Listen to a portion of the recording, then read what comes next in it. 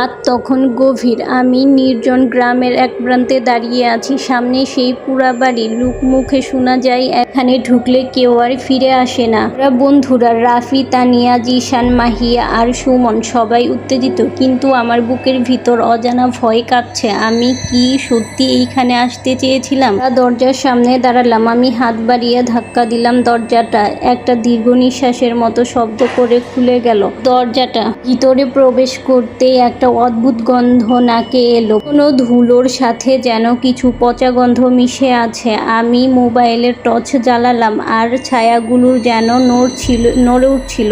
কিছু শুনতে পাচ্ছিস তোরা? কেউ কোনো উত্তর দিল না। একটা ঠান্ডা বাতাস গায়ে লাগলো। আমার মনে হলো কেউ ঠিক আমার পাশে দিয়ে হেঁটে গেল। আমি দ্রুত পিছে তাকালাম, কিন্তু কেউ নেই। তখন দরজা নিজে নিজে থেকেই বন্ধ হয়ে গেল। আমি দৌড়ে গেলাম, দরজা খুলতে চাইলাম, কিন্তু আমার হাত জমে গেছে। আমি অনুভব করলাম কেউ যেন আমার গলায় নিঃশ্বাস ফেলছে। সেইখানে সাহস নিয়ে জুড়ে জুড়ে বলতে শুরু করলাম, কে ওইখানে, কে? আমার গলা কাঁপছিল। একটা কণ্ঠস্বর ঠিক আমার কানে ফিসফিস করে বলল, তুই এখানে আমাদের একজন। আমি চিৎকার করতে চাইলাম, কিন্তু আমার মুখ থেকে কোনো শব্দ বের হলো না। আয়নার দিকে তাকালাম, আমি নেই। আমার জায়গায় দাঁড়িয়ে আছে ভয়ানক অবয়ব।